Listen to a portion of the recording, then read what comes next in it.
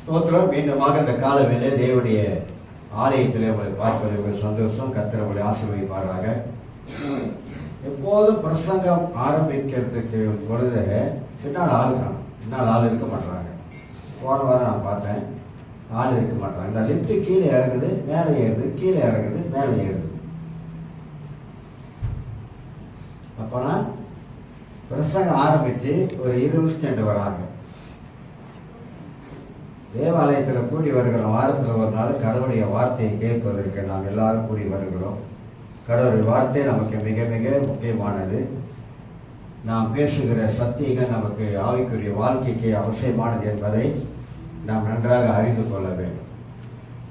சரி, இன்றைக்கு மீண்டுமாக மனதை பற்றி தான் நான் பேசிக்கொண்டு வருகிறேன். மனதில் ஏகப்பட்ட சத்தியங்கள் பைபிளில் அடங்கி இருக்குது. நான் சொல்றேன், மனது சரியா இருந்தா நம்முடைய வாழ்க்கை எப்போதுமே சரியா இருக்கும். இந்த மனது சரியில்லாம இருக்கிறதுனால தான் வாழ்க்கையில பல போராட்டங்கள், பல பிரச்சனைகள் வாழ்க்கையில வருவதை குறித்து அறிந்து கொள்வது. மனதை சரியப்படுத்த முடியுமா? மனதை சரிப்படுத்த முடியும். மனதை சரிப்படுத்துவதற்கு தான் பரிசுத்த ஆவியானவர் நமக்கு ஆண்டவர் தந்திருக்கு.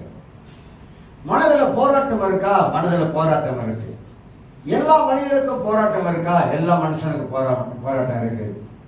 அது ஊழியக்காராக இருந்தாலும் சரி தான், விசுவாசிகளாக இருந்தாலும் யாராக இருந்தாலும் மனதில் போராட்டம் இருக்கு. உலகத்து மனிதருக்கும் நமக்கு வித்தியாசம் இருக்கு. உலகத்து மனிதர்களுக்கு மனதில் போராட்டம் வரும் பொழுது தற்கொலை பண்ணி கொள்றாங்க. மன உளைச்சல் தாங்க முடியல என்னால அப்படின்னு சொல்லிட்டு தற்கொலை பண்ணி கொள்றாங்க. இப்ப இடையில இந்த கூலி பண்றாங்க. இதெல்லாம் அவங்க மனதுக்குள்ளாக. இன்னைக்கு ஒரு சொல்றாரு, நான் வேலை செய்யற இடத்துல யாராவது ஒண்ணு எனக்கு சொல்லிட்டா, என்னால முடியல, என்னால எடுத்துக்க முடியல, என் மனதுல பயங்கரமான ஒரு தாக்கம் உண்டாகுது அப்படின்னு. இப்ப நான் சொன்னேன், நம்ம இந்த உலகத்துல இருக்கிற வரைக்கும் எல்லாரும் நமக்கு நல்லவங்களா இருக்க மாட்டாங்க. 4 பேர் நமக்கு கெட்டவங்களா இருப்பாங்க, 4 பேர் நல்லவங்களா இருப்பாங்க. எல்லாரும் நல்லவங்களா இருப்பான்னு சொல்லி நம்ம எதிர்பார்க்க முடியாது. 4 பேர் நமக்கு நல்லது பேசுவாங்க, 4 பேர் நமக்கு பொல்லாதது பேசுவாங்க. பொல்லாத வார்த்தைகளை கேட்கக்கூடாது, நல்ல வார்த்தைகளை கேளுங்க.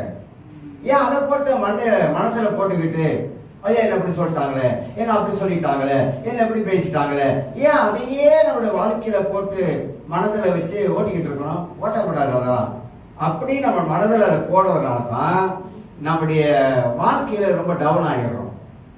நம்ம கடவுளுடைய வார்த்தையை யோசிப்பதற்கு, சிந்திப்பதற்கு பதிலாக நாம இந்த மாதிரியான வார்த்தைகளை நாம் மனதில் போடுவதனால நம்முடைய ஆவிக்குரிய வாழ்க்கையில அது ஒரு போராட்டமா ஆகிறது. எலியா பத்தி நான் சொன்னேன். எலியா பத்தி சொல்லும் போது, ஏசவன் நல்லவரான எலியா ஏசவோடைய வார்த்தையை கேட்ட பொழுது எலியாவோட மனசுக்குள்ளாக வேலை செய்ய ஆரம்பிச்சிருச்சு. நல்லா அறிந்து கொள்ளுங்க, நல்ல வார்த்தைகளை எப்போதும் கேட்க பழகி கொள்ளுங்க. உங்களுக்கு எதிராக வர வார்த்தைகளை வெட்டி எறிங்க. உங்களுக்கு எதிராக வருகிற வார்த்தைகளுக்கு இடம் கொடுக்காதீங்க. உங்க மனதுக்கு எதிராக வர வார்த்தைகளை உங்க மனதுக்குள்ள போடாதீங்க. கர்த்தருடைய வார்த்தை நீங்க போட ஆரம்பித்தாதான் நம்முடைய உடல் ஆரோக்கியமாக இருக்கும், நம்முடைய ஆவிக்குரிய வாழ்க்கை செழிப்பாய் இருக்கும். நாம கிறிஸ்துவுக்குள்ளாக நம் வாழ்க்கையில வருகிற தடைகளை நம் வாழ்க்கையில முன்னோக்கி போக முடியும். அப்படி ஆயிருமா, இப்படி ஆயிருமா, அப்படி பண்ணிட்டானா, இப்படி பண்ணிட்டானா, முன்னால குழியை வெட்டிட்டானா, யாரு குழியை வெட்டினானா, யாரு குழியை வெட்டாவிட்டா என்ன, யார் என்ன சொன்னானா, யார் என்ன சொல்லாவிட்டா என்ன, கர்த்தர் எனக்கு என்ன சொல்றாரு, கர்த்தருடைய வார்த்தை எனக்கு என்ன சொல்லுகிறது என்பதை அந்த மன பக்கத்துக்குள்ளாக எந்த ஒரு கிறிஸ்தவ வருகிறார்களோ நிச்சயமாக அவங்க கீழே தள்ளவே முடியாது. ஏன்னா அவனுடைய மனது அந்த அளவுக்கு ட்ரெயின் பண்ணப்பட்டு இருக்கிறது. மனது ரொம்ப அற்புதமாக ட்ரெயின் பண்ணணும். மனதின் மூலமாகத்தான் சாத்தான் நம்முடைய வாழ்க்கையில கிரியை செய்கிறார் என்பதை எல்லாரும் நாம் அறிந்து கொள்ள வேண்டும். நீங்க 2 கொரிந்தியர் புஸ்தகத்தை திருப்பிக் கொள்ளுங்க. 2 கொரிந்தியர் புஸ்தகத்தை திருப்பிக் கொள்ளுங்க. நிறைய தேவனுடைய சத்தியங்கள் மனதை பத்தி வேதத்திலே ஆண்டவர் பல விதத்துல, பல கோணத்துல நாம் புரிந்து கொள்ளுகிற விதமாக தேவன் நமக்கு எழுதி வைத்திருக்கிறார். 2 கொரிந்தியர் 10ஆம் அதிகாரத்திலே நான் வாசிக்கிறவங்களுக்கு 10ஆம் அதிகாரத்திலே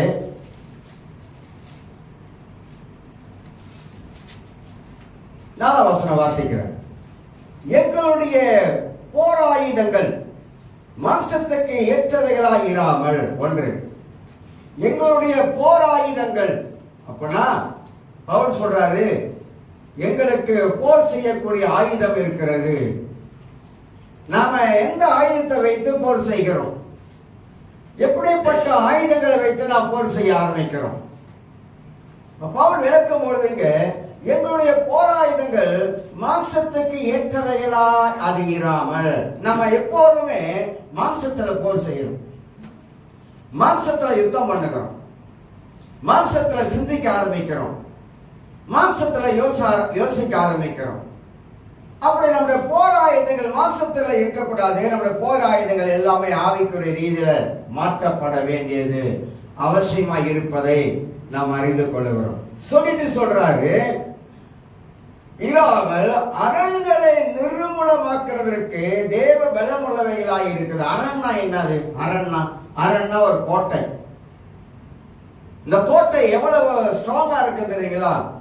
ஒரு ராஜாவோட அரண்மனை கோட்டை எவ்வளவு ஸ்ட்ராங்கா இருக்கு தெரியுங்களா? எதிரிகள் உள்ள நுழைய முடியாத அளவுக்கு அந்த அரண்மனை கோட்டை அவ்வளவு ஸ்ட்ராங்கா இருக்கும். அது போல பவுல் சொல்றாரு, நம்முடைய மனது ஒரு கோட்டை. இந்த மனதுக்குள்ளாக உள்ளே நுழைய விடாதபடிக்கு நம்ம கோட்டை சுவர் போல நம்முடைய வாழ்க்கையில நாம் பாதுகாக்க வேண்டும் என்பதை சொல்லப்படுகிறது. நிறைய வேளைகள்ல நம்முடைய மனதுக்குள்ளாக சில அரண்கள் பிடிச்சிருக்குது. அரண்கள்லாம் சில கோட்டை பிடிச்சிருக்குது. நீங்க முடியாத சில கோட்டைகளை மனதுக்குள்ள பிடிச்சிருக்குது. மனதை சொல்றதை கேட்கிறோம், மனதை சொல்றதை செய்ய ஆரம்பிக்கிறோம், மனதை சொல்றதை யோசிக்க ஆரம்பிக்கிறோம். ஒரு பயங்கரமான கோட்டை. பிசாசு நம்முடைய மனதை அந்த அளவுக்கு அவன் ஸ்ட்ராங்காக்கி வச்சிருக்கிறான். பலமான ஒரு கட்டுக்குள்ளாக மனதை வச்சிருக்கிறான். இந்த மனதுடைய கட்டுகளை பத்தி நிறைய பேருக்கு சரியான விதத்துல தெரிஞ்சிருக்காது. மனதுல நிறைய பேருக்கு கிறிஸ்தவங்க ரட்சிக்கப்பட்டிருந்தாலும் அந்த மனதுக்குள்ளாக சில கட்டுகள் இருக்குது. சாத்தானுடைய கட்டுகள் இருக்குது. சாத்தானுடைய அரண்கள் அந்த மனதுக்குள்ளாக இருப்பதை குறித்து நாம் அறிந்து கொள்கிறோம். முதலாவது அவங்களுக்குள்ள இருக்கிற ஒரு அரண் என்ன தெரியுங்களா? அவிசுவாசத்தின் ஆவி. மனதை கட்டுப்படுத்துகிற ஆவி இருக்குது. உங்களுக்கு தெரியாது. நம்முடைய மனதை பிசாசு கட்டுப்படுத்துவான். நம்முடைய மனதுக்குள்ளாக பிசாசு அவிசுவாசத்தின் ஆவியை உள்ள கொண்டாந்து வைப்பான். அவிசுவாசத்தின் ஆவி எங்க இருந்து வருகிறது? பிசாசு இடத்திலிருந்து வருகிறது. நீங்க சத்தியத்தை விசுவாசிப்பதற்கு பதிலாக ஏன் உங்க மனதுக்குள்ளாக என் மனதுக்குள்ளாக அவிசுவாசம் ஏன் வருது? ஏன் அவிசுவாசமாக நிறைய காரியங்கள் நம்ம சிந்திக்க ஆரம்பிக்கிறோம்? தேவனால கூடாத காரியம் ஒன்றும் இல்லையே. கர்த்தர் சர்வ வல்லவராய் இருக்கிறாரு. கர்த்தர் நம்ம வாழ்க்கையில அவர் நிச்சயமாக எதையும் செய்ய முடியுமே. அப்ப இந்த அவிசுவாசம் எதனால வருகிறது? அவிசுவாசம் எதனால் வருகிறது என்றால், பிசாசு வசனத்தை விசுவாசிப்பதற்கு பதிலாக நம்முடைய மனதுக்குள்ளாக அவிசுவாசம் என்ற ஒரு காரியத்தை உள்ள வைக்கிறான். அந்த அவிசுவாசம் நம்ம வாழ்க்கையில கீழே தள்ளுகிறது, கீழே கொண்டு போகிறது, நம்மளை பின்னால கொண்டு போகிறது. விசுவாசிப்பதற்கு பதிலாக இயேசு பைபிள்ல விசுவாசத்தை குறித்து ஆணித்தரமாக பேசியிருக்கிறார். கடுகளுக்கு விசுவாச பத்தி பேசியிருக்கிறார்.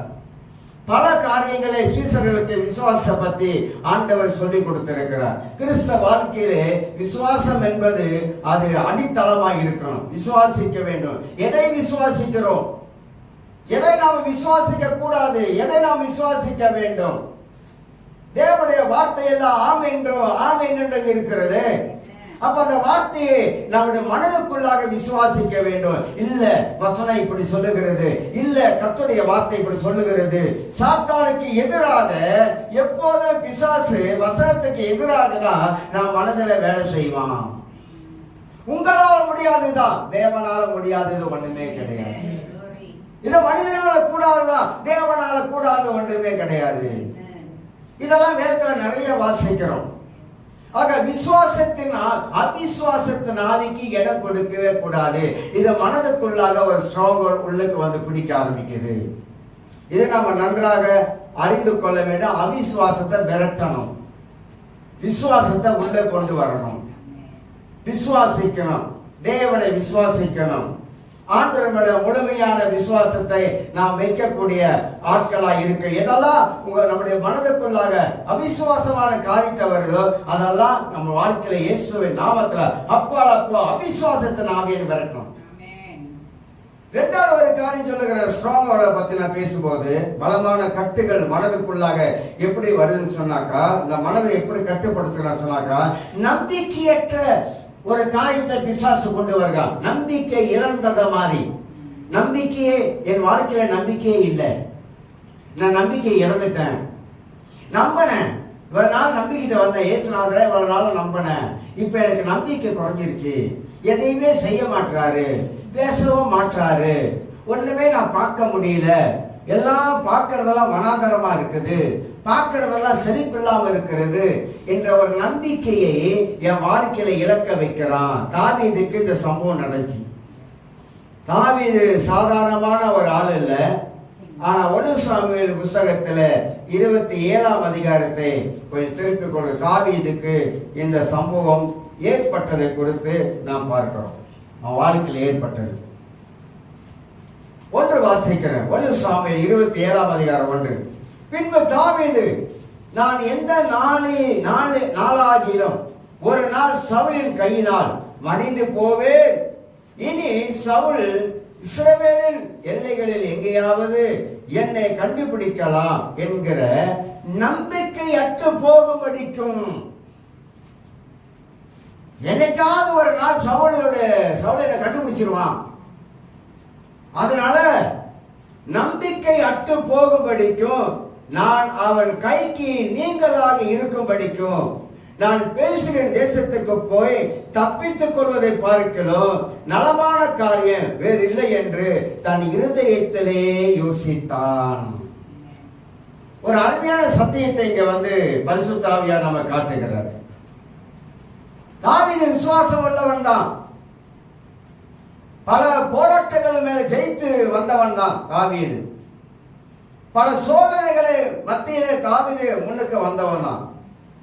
ஆனா சவுலிடத்துல வரும் பொழுது சவுல் அவனை விடாதபடி எப்படியாவது அவனை கொண்டுடணும் சொல்லிட்டு அவனை திறத்துக்கிற காரணம், சவுலுக்குள்ளாக அசுத்தாவி வேலை செய்ய ஆரம்பித்தது. நீங்க நல்லா பைபிளை கொஞ்சம் சிந்தனை பண்ணி கற்பனை பண்ணீங்கன்னாக்கா, நல்லா இருந்த சவுல் எப்படி தேவ கிருபை விலகினதோ, தேவன் அவனை விட்டு எப்ப விலகினாரோ அன்னைக்கு அவனுக்குள்ளாக ஒரு அசுத்தாவி உட்கார்ந்துருச்சு. கிறிஸ்தவ வாழ்க்கையில நாம் கடவுளை விட்டு விலகும் பொழுது பொல்லாத ஆவி வரும், நம்மளை டேக் ஓவர் பண்ணிடும். பேருக்கு தெரியாது, என்ன பேர் நினைக்கிறாங்க கிறிஸ்தவ வாழ்க்கை வாழ்ற அப்படின்னு நினைக்கிறாங்க. நாம் கடவுளை விட்டு விலகும் பொழுதுதான் இந்த பொல்லாத பிசாசு நம்முடைய வாழ்க்கையை டேக் ஓவர் பண்ண பார்ப்பான். வந்துடுவான், நம்மளை அறியாம நமக்குள்ளாக வேலை செய்ய ஆரம்பிப்பான். எரிச்சலை உண்டாக்குவான், கோபத்தை உண்டாக்குவான், பலவிதமான காரியத்தை நமக்குள்ள இருந்து வேலை செய்து கொண்டே இருப்பான். நம்ம அடையாளம் கண்டு கொள்ள முடியாத அளவுக்கு இருப்போம். அடையாள ஆவிக்குரிய மனிதர்கள், வசனத்தை வாசிக்கிறவர்கள், தேவ சமூகத்தில் காத்திருக்கிறவர்கள், ஜெபிக்கிறவர்கள் சாத்தானுடைய கிரிகளை அடையாளம் காண முடியும். ஏன்னா நமக்குள்ள இருக்கிற பரிசுத்த ஆவியானவர் அடையாளம் காட்டுவார். நமக்கே தெரியும், ஏன் மத மாதிரி இல்லையே, நான் மத மாதிரி இல்லாம இருக்கிறேன், இன்னொருத்தர திடீர்னு கோபம் வருது, திடீர்னு எரிச்சல் வருது, ஏன் இப்படி ஆவறேன், எதனால ஆவறேன் அப்படின்னு கர்த்தருடைய ஆவியை உணர்த்துவாரு.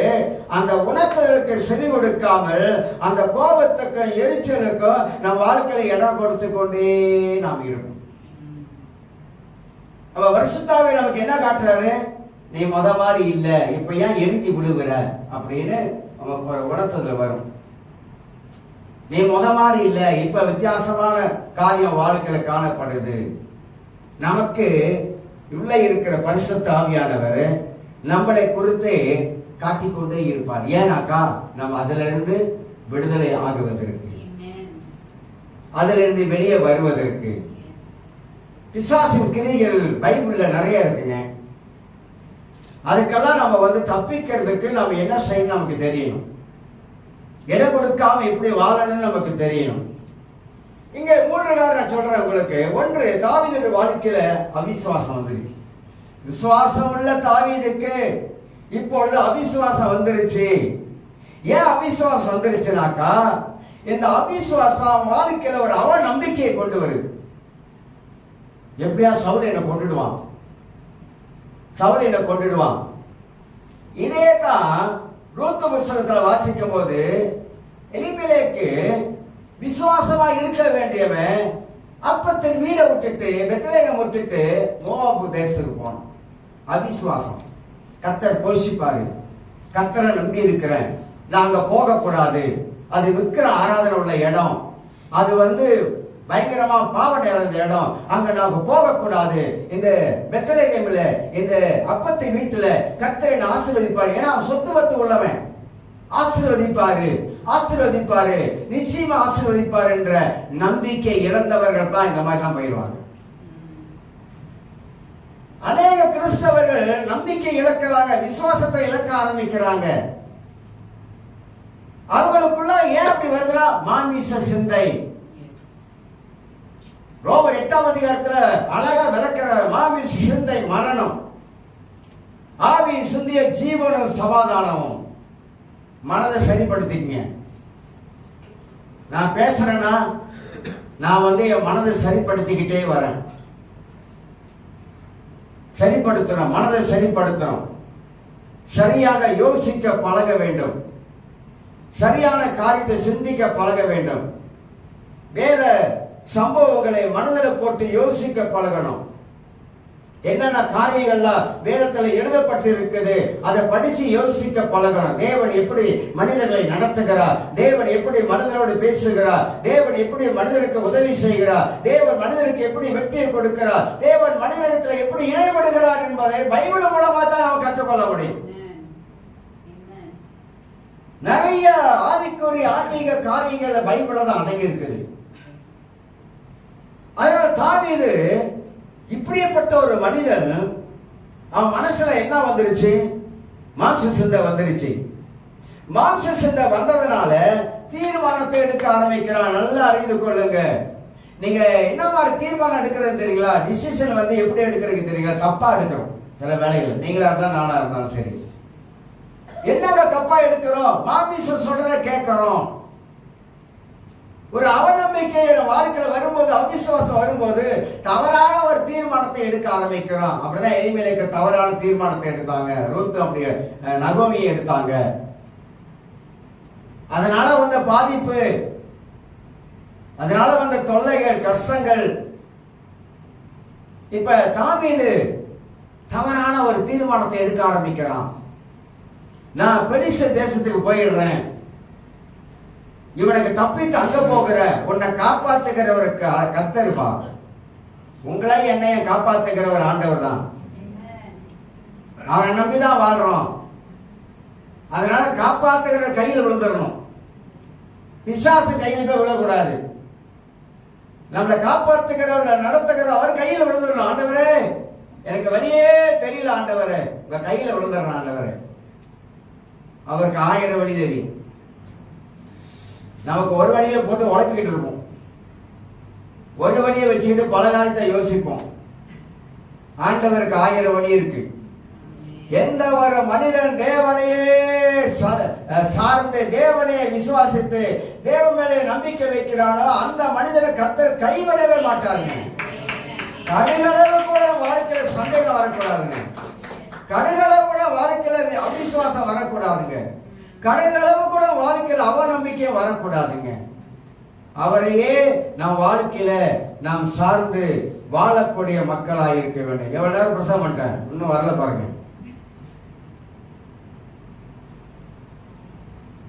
அப்ப கடவுளை நம்பிதான் நாம் வாழ்றோம், கடவுளை நம்பிதான் நம் வாழ்க்கையில நாம் செயல்படுகிற மக்களாக காணப்படுகிறோம். ஆனா தாவீது அவனுடைய வாழ்க்கையில அவநம்பிக்கை வந்துருச்சு, அவிசுவாசம் வந்துருச்சு, தவறான தீர்மானம் எடுத்தான். அதனால தன் இருதயத்தில் யோசித்தான். இந்த மனதில் யோசிக்கிறான், நிச்சயமாக சவுல் என்ன ஒரு நாள் கொண்டுடுவான். தாவீதுக்கு தெரிஞ்சிருக்கணும், ஆடு மேய்ச்ச என்னை கர்த்தர் என்று தெரிந்து கொண்டார். சகோதர மத்தியிலே ஆண்டவன் அபிஷேகம் பண்ணினார். அந்த தெரிந்து கொண்ட ஆண்டவர், என் மேல் அபிஷேகம் பண்ணின ஆண்டவர், என்னுடைய எதிர்காலத்தை அறிந்த ஆண்டவர், நான் ராஜாவா ஆக போகிறேன் என்பது ஆண்டவருக்கு தெரியும்.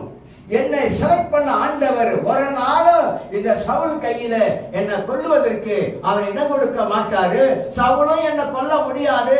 ஏன்னா இஸ்ரவேல் ஜனங்களுக்கு நான் தான் ராஜாவா ஆக வேண்டும் என்று தேவன் தீர்மானிச்சிட்டாரு. அப்ப ஆண்டவர் தீர்மானிக்கும் பொழுது மனிதனுடைய வாழ்க்கையில என்னென்ன அவிசுவாசம் அவநம்பிக்கைலாம் வருது பாருங்க. ஏன்? மனது. உங்களை என்னை ஆண்டவர் விசேஷமான ஒரு அழைப்பு கொடுத்து உட்கார வச்சிருக்காருங்க. சாதாரணமான அழைப்பு இல்லைங்க, விசேஷமான அழைப்புங்க. எல்லாம் நல்லா உணர்ந்து கொள்ளுங்க. உலகத்துல இருக்கிறவனை காட்டுல நமக்குள்ள இருக்கிற ஆண்டவர் மகா பெரியவருங்க. பெரிய தேவனை ஆராதிக்கிறாங்க, வல்லமையான தேவனை ஆராதிக்கிறாங்க, பரிசுத்தமுள்ள தேவனை ஆராதிக்கிறாங்க, அவரை பணிந்து கொள்ளுகிறாங்க. எப்படி அவர் பிள்ளை அவர் கைவிடுவாரு? அநேக தடவை நம்ம தாங்க தப்பு பண்றோம். இது சொல்றதுதான் கேட்கும், அவர் சொல்றதை கேட்க மாட்டோம். அவர் எழுதி வச்சிருக்கிறத நம்ம பார்க்கவும் மாட்டோம். இது என்ன சொல்லுதோ இதுக்கு சொல்றதுக்கெல்லாம் ஆமாஞ்சாமி ஆமாஞ்சாமி ஆமாஞ்சாமி ஆமாஞ்சாமி ஆமாஞ்சாமி போட்டு இதை சொல்றதை கேட்டுக்கிட்டே போயிட்டு இருக்கோம். அதுதான் பிசாசு மனதை கட்டுப்படுத்துகிறான். உங்க நல்லதை சிந்திக்க விட மாட்டான் பிசாசு. நீ அப்படி யோசிக்காத, நீ இப்படி யோசி. பிசாசு அப்படிதான் கொண்டு வரும். வேத வசனத்தை நீ சிந்திக்காத, வேத வசனத்தை யோசிக்காத, வேத வசனத்தை படிக்காத, அதுல இருக்க ஆவிக்குரிய சத்தியத்தை நீ எடுத்து பார்க்காத, விட்டுடு, அதெல்லாம் விட்டுடு.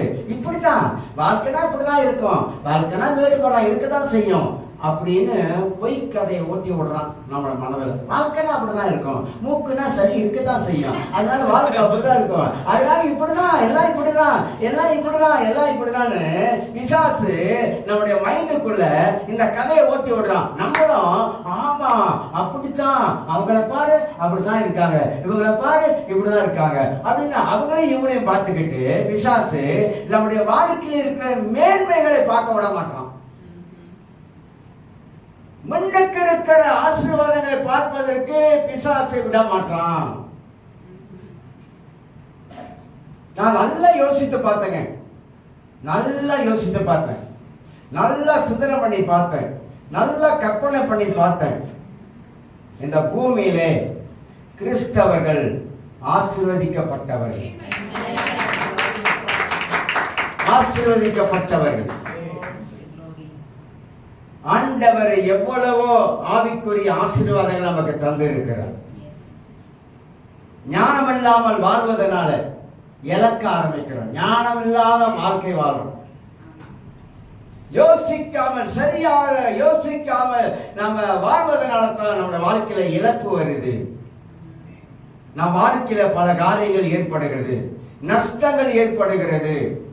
நம்மளை ஆண்டவர் சில வேலைகளில உருவாக்குகிறார். உருவாக்குவதற்கு நாம இடம் கொடுக்கணும். கர்த்தர் எந்த மனிதனை உருவாக்குவார், எப்பேற்பட்ட மனிதனை கர்த்தர் உருவாக்குவார். உருவாக்க வேண்டியது அவருடைய வேலை. நம்ம வழியில ஒரு போகும் போதெல்லாம் நம்மளை உருவாக்குகிறாரு. பல விதங்கள்ல ஆண்டவர் நம்மளை செதுக்குறாரு, ஒவ்வொன்றா செதுக்குறாரு. இந்த மகாபலிபுரத்தில் இந்தியாவுக்கு போனீங்கன்னா செலவடிக்கிறவனுங்க அங்கே இருக்காங்க. மகாபலிபுரத்தில் அங்கே எல்லாமே செதுக்கிறவனு, கல்லில் சிலை செதுக்குவாங்க ரொம்ப அழகா. நமக்கே ஆச்சரியமா இருக்கும், எப்பதான் இப்படி வெட்டி எடுக்கிறாங்க. ஒரு நாள் ஒருத்தன் அழகான சிலையை வடிச்சிருக்கிறான், ஒரு சின்ன கல்லில் வடிச்சுட்டு இப்படி பார்த்துருக்கிறான். எங்கேயோ மிஸ்டேக் இருக்குது, சிலையோடைய அழகு இல்லையே, சிலைக்கு ஒரு அழகு இல்லாம போயிடுச்சு எங்க அப்படி சொல்லி அப்படியே பார்த்தா ஒரு காது கொஞ்சம் நீட் ஆயிடுச்சு. இந்த காது நீட் ஆகுறதுனால அந்த சிலையோடைய அழகே போச்சு. அதை கண்டுபிடிச்சு அழகா செதுக்கி எடுத்த உடனே அந்த சிலை அவ்வளவு அழகா இருந்ததும். நம்ம வாழ்க்கையில செதுக்க வேண்டிய பகுதி இருக்குது, செதுக்கணும் வேண்டாம். ரொம்ப நாள் உலகத்தில் நம்ம இருக்க போறது கிடையாது. யாராவது ஒரு ஆள் கையை தூக்கி சொல்லுங்க, நான் வந்து இந்த உலகம் அழியிற வரைக்கும் இருப்பேன் அப்படின்னு சொல்லுங்க. உங்க தெய்வமா ஆக்கி வச்சாங்க. யாருமே இல்லை, யாருமே இல்லை. நோவல் எல்லாரும் போயிடும், எல்லாரும் போயிடும். இன்னொரு சந்ததி வருது, இன்னொரு சந்ததி போகுது. அவ்வளவுதான் வாழ்க்கை. வாழ்க்கையை நினைச்சா ஒண்ணுமே இல்லை. இது செண்டையன்ல ஒரு வருஷம் நினைவாராதனை. அப்ப நான் சொன்னேன், பிலிப்பியர் 1:21, கிறிஸ்து எனக்கு ஜீவன், சாவு எனக்கு ஆதாயம். எப்படிங்க சாவு நம்ம மனுஷனுக்கு ஆதாயமா மாறும்? சாவு நமக்கு நஷ்டம் தானே. வயசாக கூட இறந்தா கூட சொல்லுவோம், இருந்திருக்கலாமே, கொஞ்ச நாள் இருந்திருக்கலாமே அப்படின்னு நினைப்போம். மரணம் எப்படி நம்ம ஒரு மனிதனுக்கு ஆதாயமாக மாறும்? எப்படி கிறிஸ்து நமக்கு ஜீவனாக மாறுறாரு? பவுல் அழகா எடுத்து காட்டுறாரு. அப்ப இந்த உலகத்துல வாழுகிற நம்ம மரணம் வரும் பொழுது ஆதாயம். என்ன ஆதாயம்? பவுல் விளக்குறாரு. என்ன ஆதாயம் தெரியுங்களா? உலகத்துல எல்லாம் நஷ்டம் அடைகிறாங்க, ஆனா நம்ம ஆதாயம் அடைகிறோம். நமக்கு நித்திய ஜீவன் ஆதாயம், முடிவில்லாத வாழ்க்கை ஆதாயம். அதை வச்சுதான் பவுல் வந்து அழகா எழுதுறாரு. அந்த மாதிரி நமக்கு இந்த உலகத்துல இருக்கிற வரைக்கும் நம்ம வந்து நல்ல ஒரு கிறிஸ்தவ வாழ்க்கை வாழ வேண்டும் என்பதை வேதம் நிறைய போதிக்குது, நிறைய போதிக்குது. ஏகப்பட்ட சத்தியங்கள் அதுல போதிப்பதை குறித்து நான் பார்க்கிறோம். அப்ப தாவீது நம்பிக்கை அற்றவனா போயிட்டான். அவிசுவாசம் வந்துருச்சு, நம்பிக்கை இழந்துட்டான். தீர்மானம் எடுக்கிறான், எடுத்து பெலிஸ்து தேசத்துக்கு போயிடலான்னு போனான். வேஷம் மாறி போகிறான், பல கஷ்டங்களை அனுபவிச்சு வரோம். அதனால சொல்லுகிற அந்த காலவெல்ல விசுவாசு நம் வாழ்க்கையில நம்பிக்கையற்ற ஒரு ஆவியை உள்ள கொண்டாந்து வைப்பான். அதுதான் நம் மனதுக்குள்ளாக பிடிக்கிற பிசாசோடைய கட்டுகள் இதெல்லாம் உடையணும், இதெல்லாம் உடையணும். இந்த கட்டுகள்லாம் வாழ்க்கையில இருக்கவே கூடாது என்பதை நாம் எல்லாரும் அறிந்து கொள்ள வேண்டும். மூன்றாவது, நம்ம மனதை பிசாசு எப்படி கட்டுப்படுத்துறான்னு கேட்டீங்கன்னாக்கா, கட்டாயப்படுத்தும் ஆவிகள். சில வேலைகளை பாருங்க, சில பேர் அந்த கட்டாயப்படுத்துவாங்க. நீங்க நல்லா புரிந்து கொள்ளுங்க சொல்ற காரியம்லாம். இதெல்லாம் ஒரு ஆவியோட வேலை தான், கட்டாயப்படுத்துவது, கட்டாயப்படுத்தி செய்ய வைப்பது. பிள்ளைகளை படிக்க வைக்கிறாங்க, நான் வேற மாதிரி சொல்றேன், யோசிங்க. பிள்ளைகளை வந்து ஒரு படிக்கிற அளவுக்கு தான் படிப்பாங்க. ரொம்ப கட்டாயப்படுத்துறது, படி படி படி படி படி படி படின்னு அது மன உளைச்சலாயிடும்.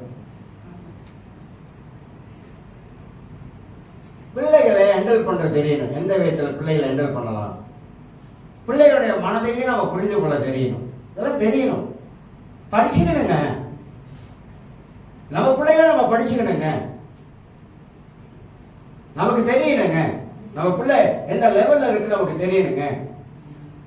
அதை விட்டுட்டு என்ன பண்றோம், அதை கட்டாயப்படுத்தும். அது ஒரு பகுதி.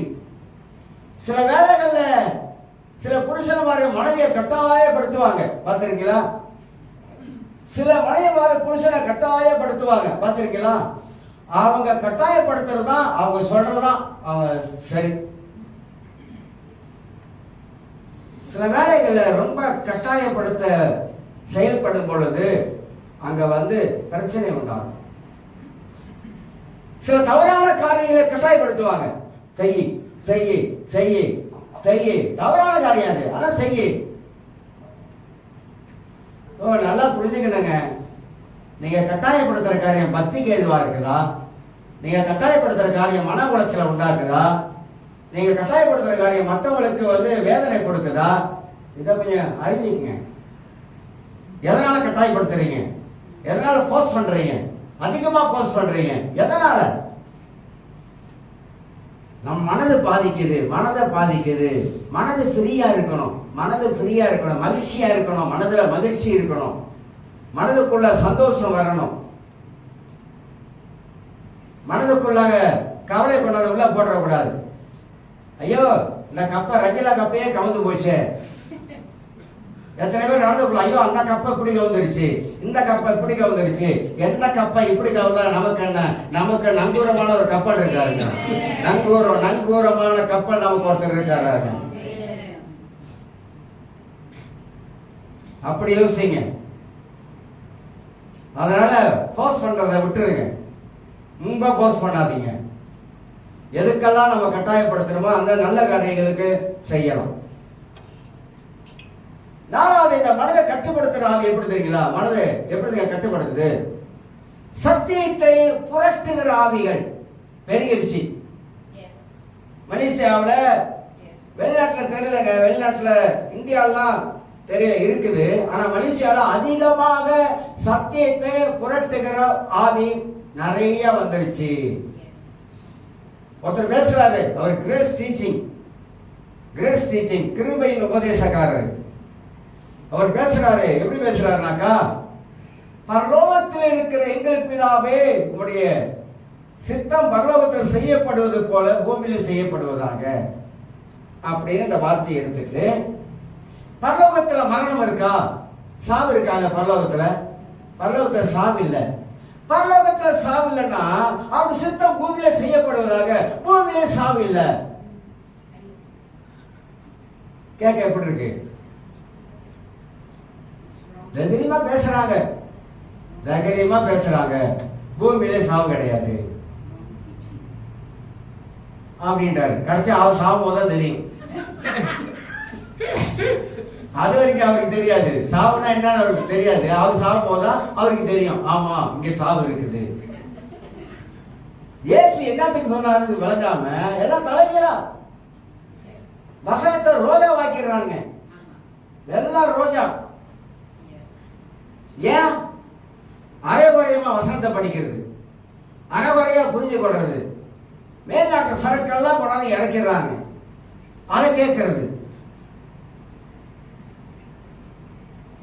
ஏகப்பட்ட காரியங்க.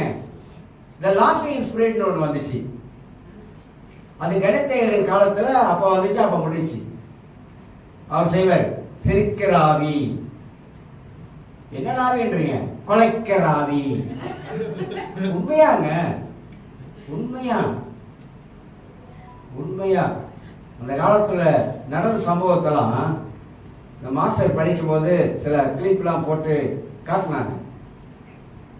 அவங்க வாழ்ந்த காலத்துல, ஊழியர் செஞ்ச காலத்துல பெரிய பெரிய ஊழியக்காரர்கள், பயங்கர அற்புத அடையாளம் நடக்கிற ஊழியக்காரர், கணத்தைகள், இவங்க எல்லாம் பெரிய பெரிய ஆட்கள். மிருகம் மாதிரி குலைக்கிறது. யூத ராஜசிங்கம் வந்துட்டாராம். மலேசியாவில் நடந்துச்சு, நான் சொல்ல மாட்டேன் யார் எவர்னு. யூத ராஜசிங்கம் வந்துட்டாராம். சிங்கம் போல கர்ச்சிக்கிறது, சிங்கம் போல அப்படி நடக்கிறது, இதெல்லாம் நடந்துச்சு. அப்பாங்கலாம் நடந்துச்சு. கடைசியா பார்த்தா இது எங்க அடிச்சிருக்காங்க காப்பி அப்படின்னா, வெளியில அங்க அடிச்ச காப்பி இங்க வந்துருச்சு. மனிதனுக்கு பைபிளை குறித்த தெளிவான அறிவு இருக்கணும். அப்போ சில காலங்கள்ல பரிசுத்த வந்த பொழுது நாய் மாதிரியா குறைச்சாங்க, சிங்கமாரியா வந்தாங்க. அப்ப இது எங்க போயிடுச்சுங்க? சத்தியத்தை குழப்புகிற ஆவி, சத்தியத்தை சத்தியமாக போதிக்கக்கூடிய காரியங்களை விட்டு வழிவிலகி போயிட்டாங்க. இன்னைக்கு நிறைய நடக்குது. வித்தியாசமான காரியங்களை மக்களுடைய மனதில் புகுத்த ஆரம்பிக்கிறாங்க. இதுதான் மனதை கட்டுப்படுத்தும் ஆவி. நம்பிக்கை எதுல வைக்கணும்? கள்ள போதனையில் அல்ல, ஃபால்ஸ் டீச்சிங்ல அல்ல. கர்த்தருடைய வார்த்தை என்ன சொல்லுகிறது என்பதை அதை அறிந்து புரிந்து அதுல நம்முடைய மனதை பதிக்க வைக்கணும். ஆக எங்க பார்த்தாலும் இன்னைக்கு என்ன நடக்குது? இன்னைக்கு இந்த சத்தியத்தை புரட்டுகிற ஆவி மனிதனுக்குள்ளாக வேலை செய்யுது. அதான் ஒரு சரியான சபையில உட்காரணும், சரியான போதனை கேட்கணும், சரியான ஆவிக்குரிய வாழ்க்கையில வளரணும், சரியான வாழ்க்கையில வசனத்துல கட்டி எழுப்பப்படணும். நீங்க தவறா உட்காந்துட்டீங்கன்னா, நானே நிறைய பார்க்கறேங்க, எனக்கு தெரியும். நானே கள்ள போதனையை போதிக்கிறாங்க பைபிள் ஸ்கூல்ல. அதனால நல்ல புக்கும் வச்சிருப்பேன், தவறான புக்கையும் வச்சிருப்பேன். நான்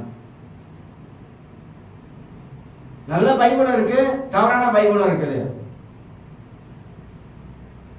பைபிள் ஆங்கிலத்தில் நிறைய வித்தியாசம் இருக்கு. ஆனா தவறான பைபிள் இருக்கு, தவறான எழுதப்பட்ட இது இருக்குது.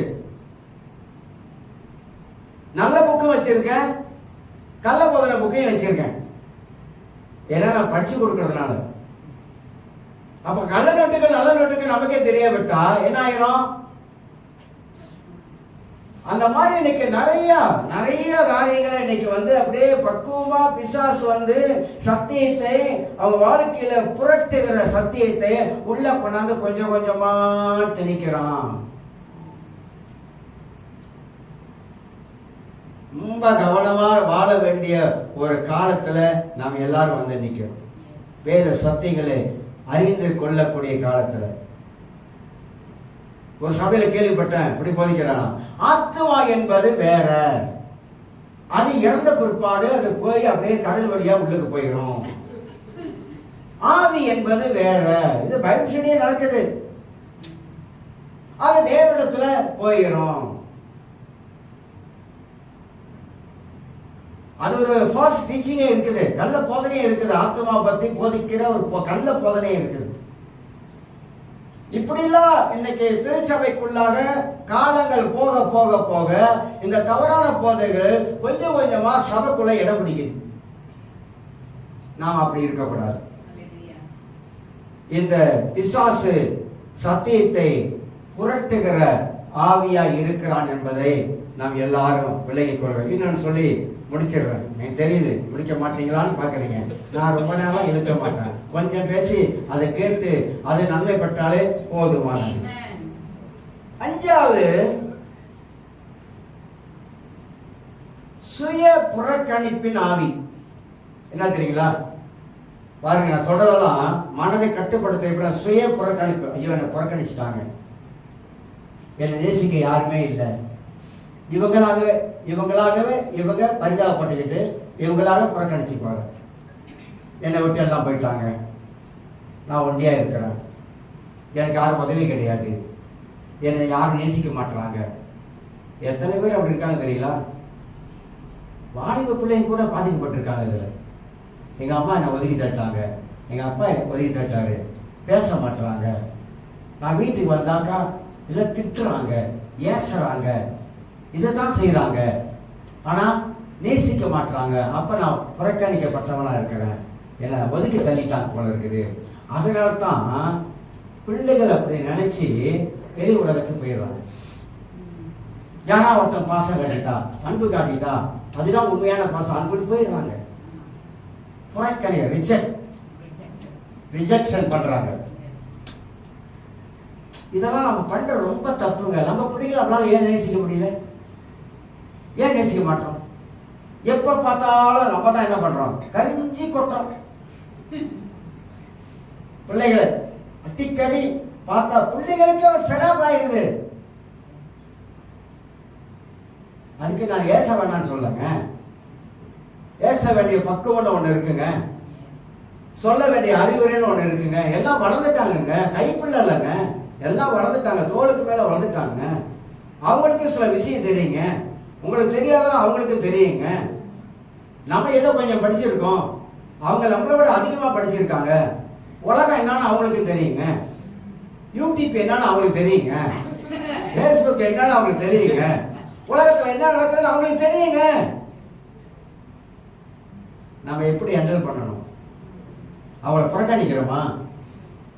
அவங்க கண்டுபிடிக்கிறாங்களா நம்மளை புறக்கணிக்கிறாங்க, நம்மளை ஒதுக்குறாங்க? எனக்கு நல்லா தெரியுது, என்ன ஒதுக்குறாங்க. எப்படி ஒதுக்குறாங்க? பேச்சிலே தெரியுது. மத மாதிரி எங்க அம்மா என்னை கவனிக்கிறது இல்லை, மத மாதிரி எங்க அப்பா கவனிக்கிறது இல்லை, மத மாதிரி பேசுறது இல்லை. நான் ஏதோ சின்ன ஒரு மிஸ்டேக் பண்ணிட்டேன், அதனால என்னை வச்சு மண்டையிலே கொட்டுறாங்க, வார்த்தையிலே மண்டையில கொட்டுறாங்க. செய்யாதீங்க, செய்யாதீங்க. பிள்ளைய மனதை பாதிக்கும். காயம் கட்ட தெரியும். நமக்கு காயம் பட்டா காயம் கட்ட தெரியும். இயேசு காயம் பட்டவங்கள காயம் கட்டினாரு. நம்ம காயம் பட்டவங்களுக்கு காயத்தை பெருசாக்குறோம், இன்னும் ரொம்ப பெருசாக்கிறோம்.